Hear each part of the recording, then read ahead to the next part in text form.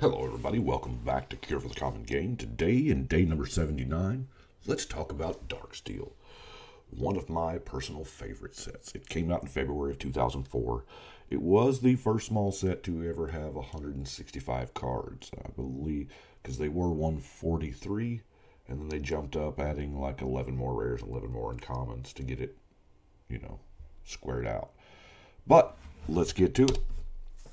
We're going to start with Leonin Shikari, 2 for 2/2, but the ability to play equip anytime you could play an instant, that is a beautiful thing.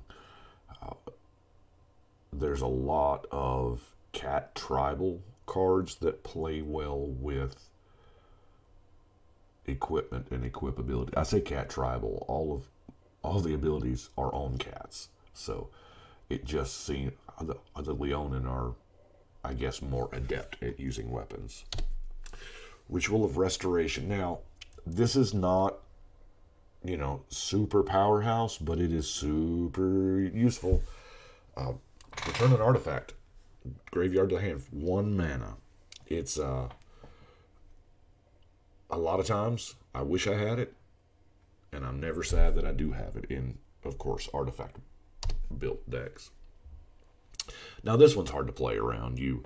Typically, it's destroy all non-artifact permanents. So, everything's not an artifact's going away, including lands. So, yours too.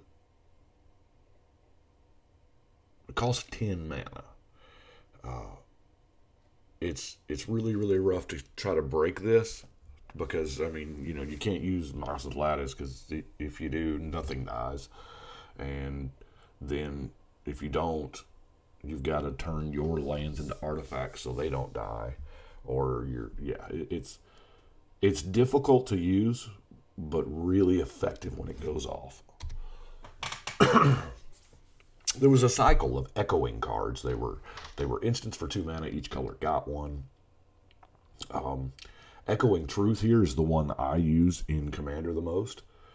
I know it looks like it wouldn't be much in our format, but the ability to evaporate all the tokens is good with me. Retract. Now, this checks both boxes here, offensive and defensive. It is, I've seen it and done it many times to where you, as a storm off card, where you play all your 0 drops and then you bring them back and you do it again to get enough. And I've also seen it as a response to Shatterstorm. Whoop! Get them all back. No thanks. Ether Snap. Oh my gosh. This is a beautiful card and doesn't get reprinted as often as it probably should. I would imagine that this is probably creeping up there with War of the Spark being what it is. Remove all counters from all permanents and remove all tokens from the game. In the right situation, this is one of the best wraths you can imagine. It's a Planeswalker wrath, that's for sure. And token wrath.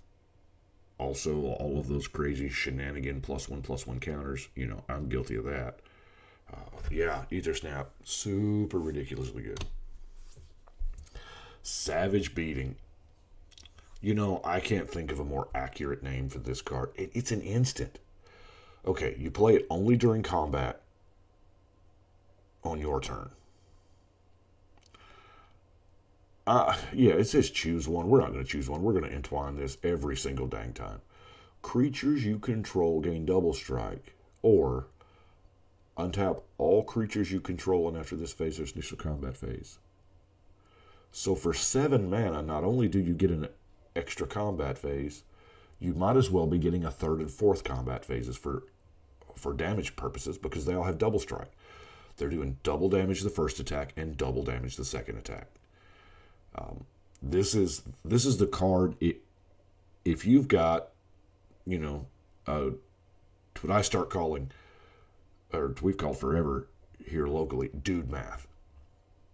Okay, I've got way more attackers than you've got blockers plus life. Okay, If you can do that equation across the board and you cast Savage Beating, you just a win. Slowbad Goblin Tinker is a commander. I love the story behind Slowbad. Slowbad is Glissa's kind of lackey. It's not lackey. Sidekick. There we go. That's the word I'm looking for. And Memnarch was trying to steal Glissa's spark because she had a spark that was not ignited. And somehow it transferred to Slowbad. I don't know. But sack an artifact, target artifact becomes indestructible at the end of turn. Yeah. I don't know that I've built him. And while I will build him, I can understand a lot of people not building him because there are a lot better mono-red artifact commanders. But he does have his own usefulness in the making an artifact indestructible till end of turn. Ageless Entity. Now, what really strikes me about this one is it says, when you gain life, put that many +1/+1 counters on this. So if you gain 5 life, you put 5 counters on it. Most of the time it's not worded that way. It would be whenever you gain life, put a counter on it. But this one, if you are like doing the green-white life gain thing, or maybe like my story with these Sarah Avatar and the Angelic Chorus, whoa, baby. Yeah, this could get huge. Echoing Courage is the green one. I use this one in pretty much green token builds. Because people will... Okay, I was just talking with the LGS owner yesterday. Just talking with him. And he, like me, we started playing way back. And there was a certain strategy back then that we think has been kind of lost through time. The giant growth and giant growth type effect. Every set, R&D puts a giant growth in every set of some sort. But it was a real thing back then. If somebody had cards in hand and a green mana open, that was just as important as, blue mana up and cards in hand. Because you were just going to get blown out by a giant growth. And it's one of those cards or card types that just doesn't see as much play as it did back then. Now, granted, we had, 300 cards, 500 cards back then? It wasn't a lot. We have a lot more options today. But when I say giant growth, I mean cards that do that kind of thing. I love me some Might of Oaks. Because you know what? Nobody sees that junk coming. Especially not in Commander. But Echoing Courage in a token deck is kind of more along the lines of a Stampede than it is a giant growth. But sorry I got off on that red. Ether Vial. Man.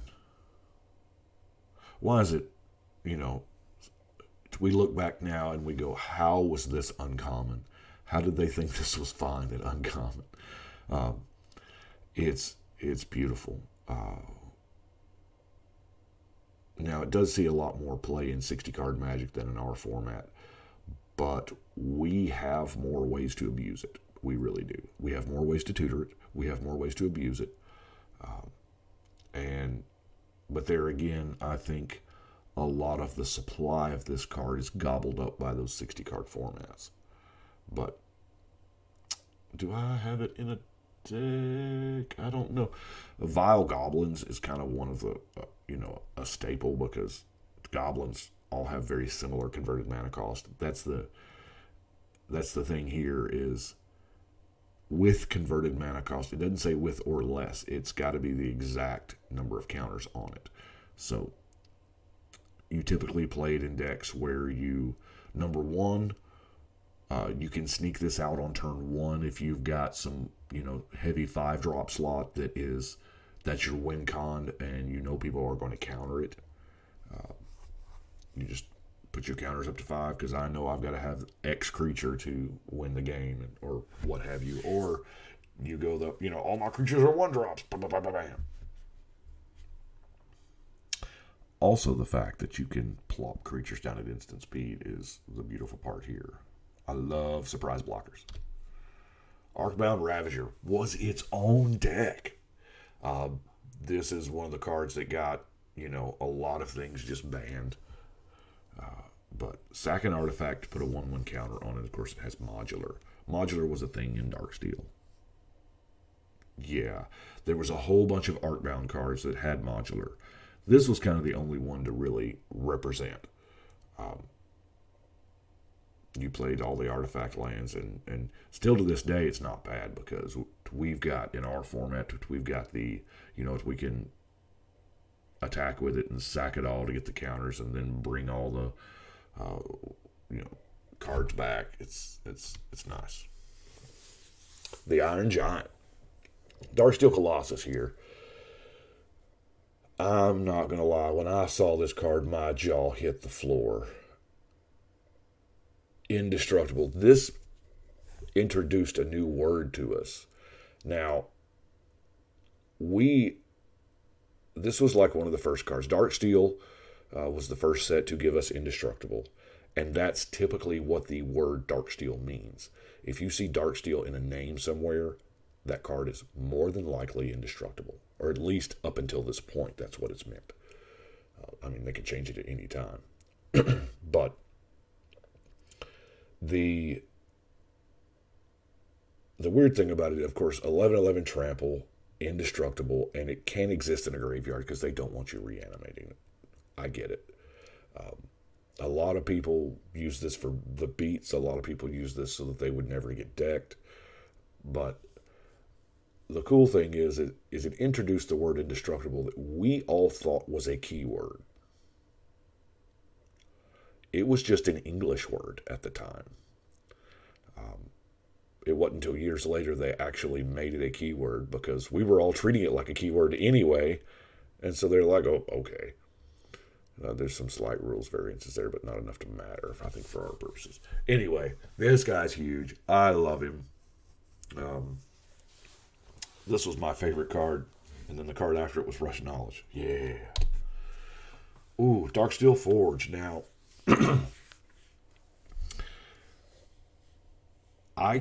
I cannot have a Darksteel Forge in my possession for very long before I build a deck with it. I mean, when I see them out in the wild and at card shops and trade binders and whatnot, I will pick it up. And it generally doesn't hang out here in the room for more than a week before finding a deck. I mean, this card is amazing. I love it, especially for those, you know, cheat into play cards where you would swap an artifact in play and an artifact not in play or what have you. But just artifacts you control. Yeah. What you got? I love it. Now, there are ways to play against this. It's you just bounce it. That's it. Or you exile it. Bounce is a lot more common than exile.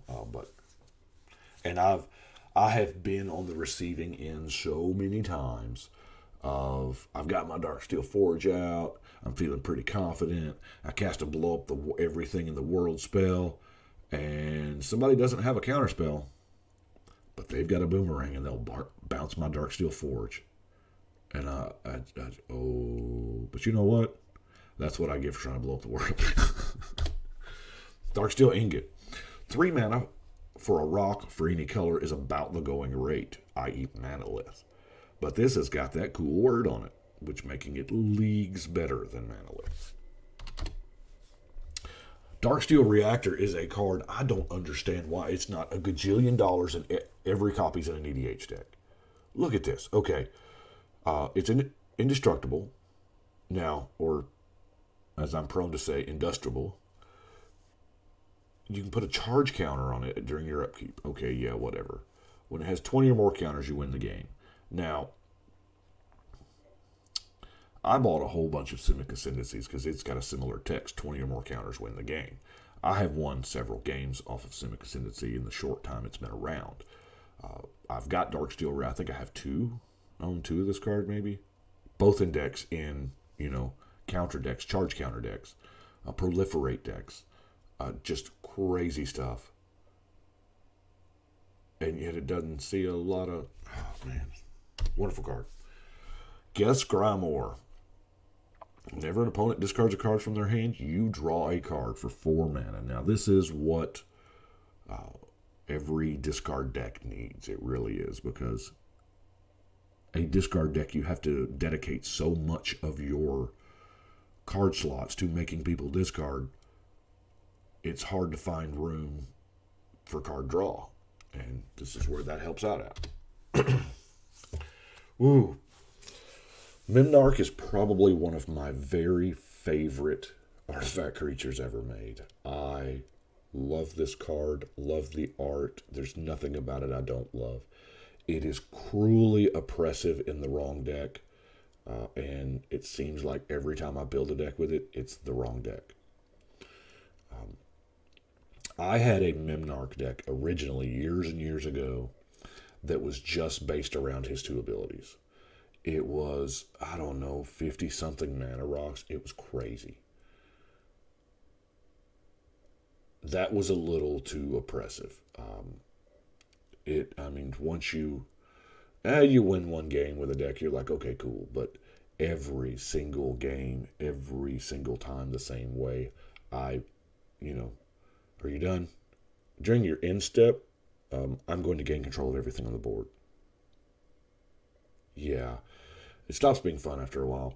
So what I did was I ripped it apart and I rebuilt Memnarch. And because I want to do something different with him. I didn't want to be the same old, same old. So I was like, you know what? Mirror. Mirror is a creature type that don't have a legend. But Memnarch invented the Mirror. So I was like, okay, it makes sense for him to be the Mirror General. Now, it is just a blue color identity, so I built Tribal Mirror.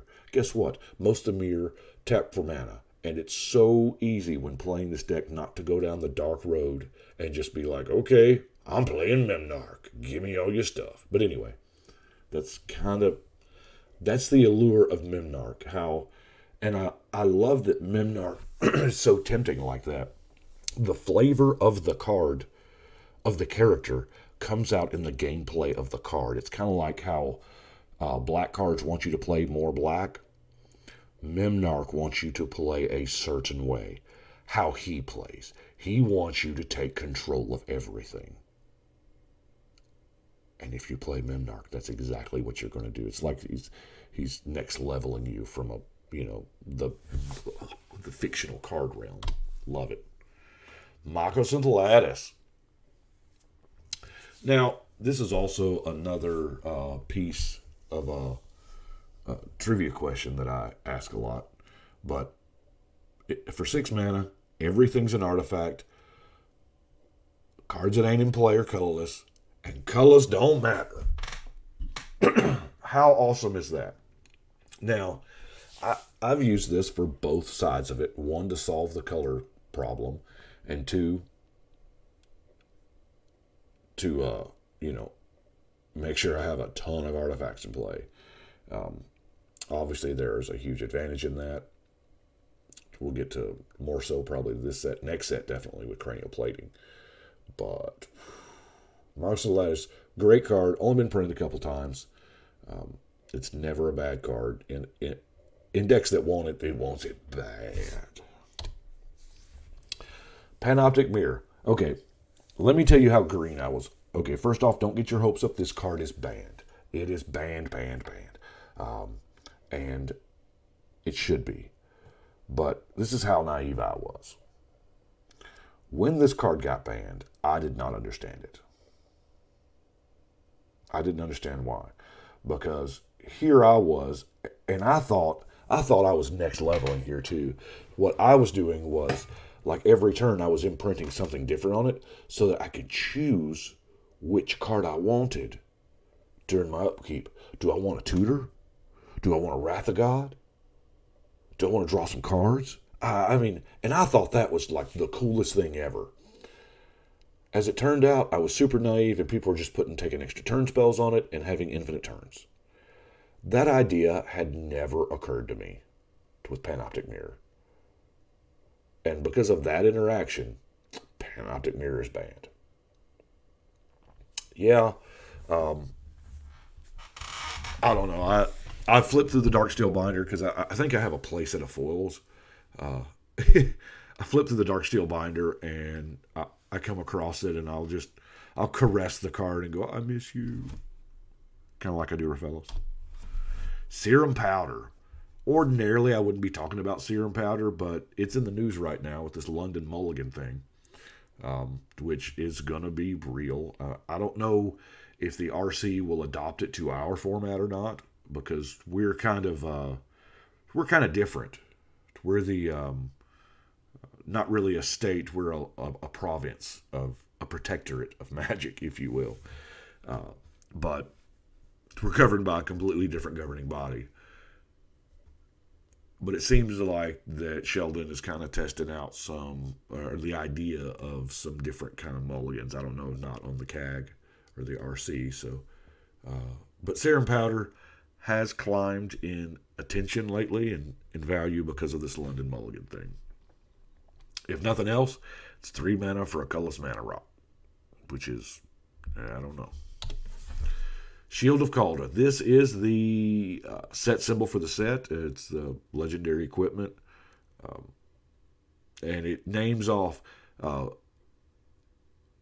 at first we had thought with Mirrodin that the Sword of Kaldra was just a one-shot thing. But when we saw the shield here and it named all 3 of them, you kind of knew the third one was coming in the next set.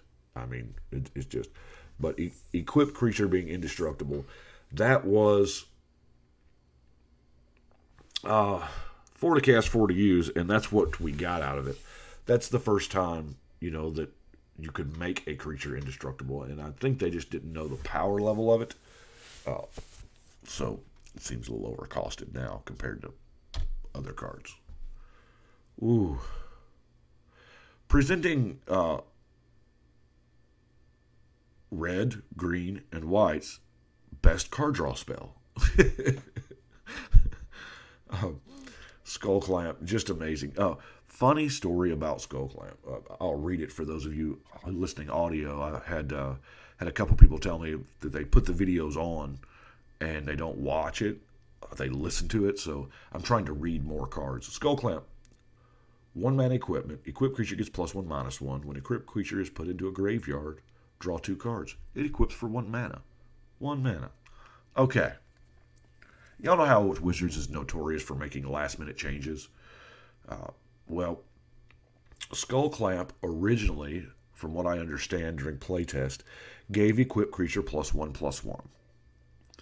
And it made it all the way through playtest, through design, through development, through whatever playtesting they had at the time, which wasn't what it is today. And at the last minute before it went to print, they had this feeling that Skull Clamp was too powerful. So they said, I know what we'll do. We'll change it from +1/+1 to +1/-1 to give it a drawback. Yeah. Hindsight being what it is, the -1 is what makes the card absolutely busted. If you've ever had goblins, saplings, elves, whatever token have you...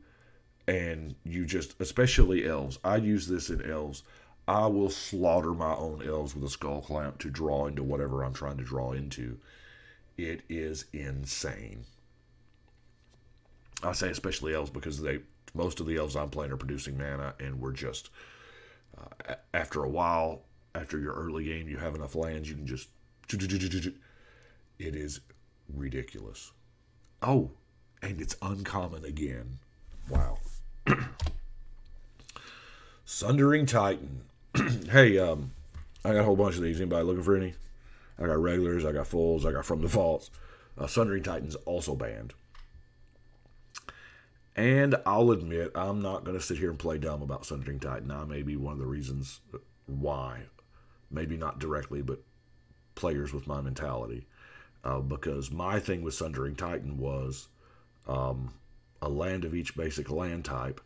I was running like colorless decks or non-basic lands only. Yeah, I know I'd get punished by a blood moon, but occasionally that would happen, but not all the time. But so I wouldn't have any basic land types. And my whole shtick was blinking Sundering Titan as many times as I could. Because when it comes into play, you blow up 5 lands, or potentially 5. There's not always all 5 colors represented in the game. But when it leaves play, you do it too. So, I mean, you're double hitting them when you blink it. Out and then in. Yeah. And the ability to just cripple players' mana bases. I did it, I'll admit. That was back in the day when I was not as focused on the game and more on, look at this broken stuff I can do. Sophie. The Sword of something something is a cycle that is just nowadays synonymous with raw power. They gave us the Sword of Enemy Colors. It took a while to complete the cycle, I'll admit. And a lot of people are asking for the Sword of Friendly Colors. But these cards are, like I said, we didn't know a whole lot about, they didn't know a whole lot about power level at the time when they did these original equipment. Because, let's face it, Darksteel was already done by the time Mirrodin hit the shelves. So they had yet to, they couldn't learn from the mistakes of Mirrodin because Darksteel and Fifth Dawn were already in the pipeline. So, I mean, all the swords are amazing. If you've got them, run them. I don't really care what deck it is. If you've got a creature to hold it, they're amazing. All 3 to cast, 2 to equip, +2/+2, 2 protections, and 2, most of the time, busted abilities. Light and Shadow. Ooh. Soulless. Yeah, white and black. This is, oh, so good. Now, Thought Dissector. Let's read it, shall we? X and tap. Target opponent reveals cards from the top of his or her library until an artifact card or X cards are revealed, whichever comes first. If an artifact is revealed this way, put it into play under your control and sacrifice this. Put the rest of the cards into that player's graveyard. Now, it's a milling card. It's also a theft card. Theft cards, you know, kind of have their own kind of little niche there. But you're milling and stealing what, you know, an artifact that they got. It's you want to see somebody hold on to an Enlightened Tutor. You got a Thought Dissector out there, and they're like, Urgolem's Eye. Soul Ring is so good, some people will pay 4 times its mana cost for it. I do. I mean, we've got Sisay's Ring, we've got Urgolem's Eye, there's the Worn Power Stone that comes into play tapped, it costs 3. I mean, now every deck doesn't want this like it wants a Soul Ring. Decks that need a lot of redundancy for colorless mana rocks, that's kind of the only place I use it, because I'm not using this instead of a Soul Ring. I'm using this in addition to a Soul Ring and a Thran Dynamo and a Worn Power Stone and a Everflowing Chalice and a, I mean, you know, it's part of an arsenal of colorless mana rocks. Not replacing anything, because this is about as low tier as I'll go.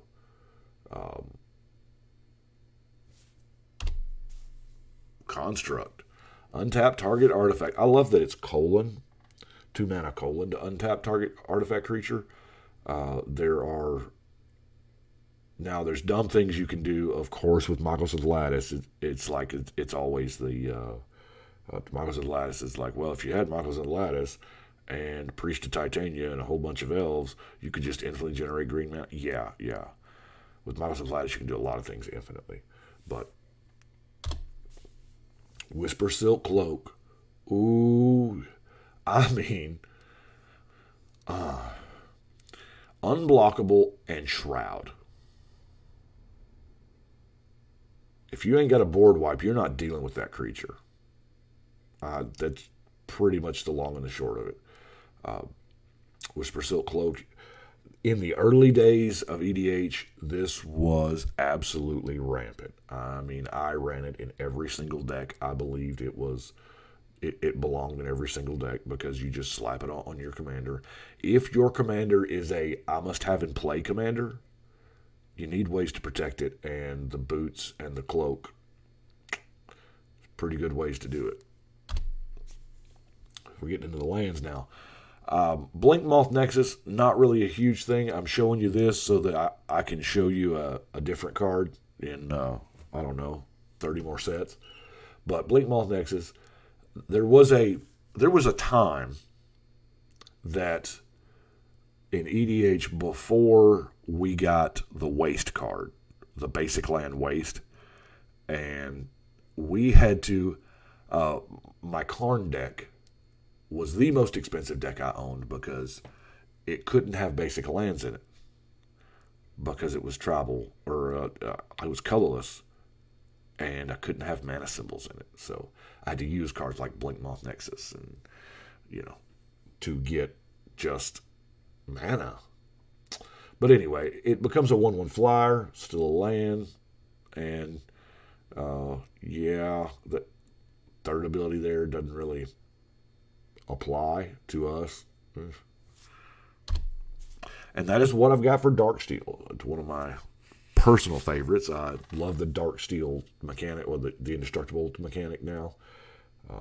I do appreciate y'all watching, and we will see y'all tomorrow.